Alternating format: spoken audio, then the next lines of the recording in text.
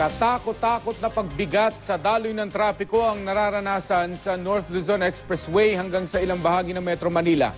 Ang isa sa mga itinuturong sanhi nito ang one-track lane policy ng MMDA.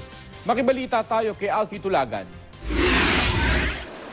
Napilitang maglakad ang ilang pasahero sa North Luzon Expressway. Halos wala na kasing galawan ang mga sasakyan mula sa NLEX papasok ng Maynila hanggang sa may Balintawak area. May ilang motorista namang nag-divert ng ruta papuntang Mindanao Avenue. Pero maging doon, traffic din. Ganito rin sa may A. Bonifacio Avenue. Kaya ang ilan, bumalik na lang at umuwi na muna. Galing ako ng Mindanao Avenue, nagpaikot-ikot na ako, pupunta lang ako ng Balintawak. Kailangan masolusyonan na yung traffic na yan. Sobrang abala na. Bulacan kami galing, Bulacan. Grabe ba traffic? Oo, grabe.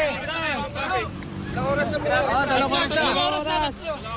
Ang ituturong sanhi nito, ang one-track lane policy ng Metro Manila Development Authority o MMDA sa kahabaan ng C5 Road at sa A. Bonifacio Avenue. Nag-spill over na raw kasi ito hanggang sa NLEX.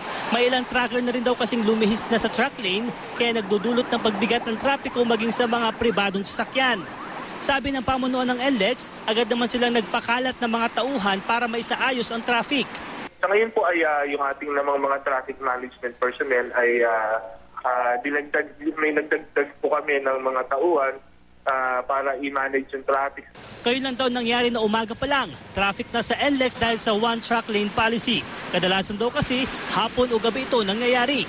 Because of the sheer volume of trucks coming from the Port of Manila, talagang bumara na yung NLEX, papuntang NLEX at panaka-naka naapektuhan din ng EDSA.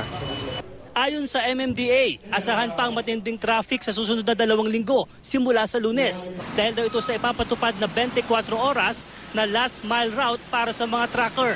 Sa ilalim nito, papayagan ang aabot sa 3,000 truck na bumiyahe sa ilang pangunahing kalsada sa Metro Manila. Yung magtatrabaho ng linggo, bibigyan ng incentive, ito na nga yung stickers.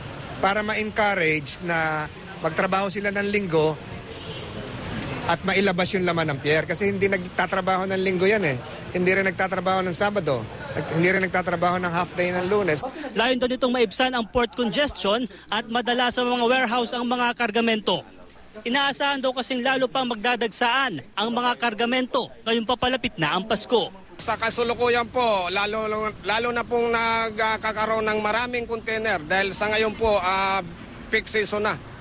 Okay. Lalong lalala po ang sitwasyon natin ngayon. Alfie Tulagan, Nagbabalita, Pilipinas.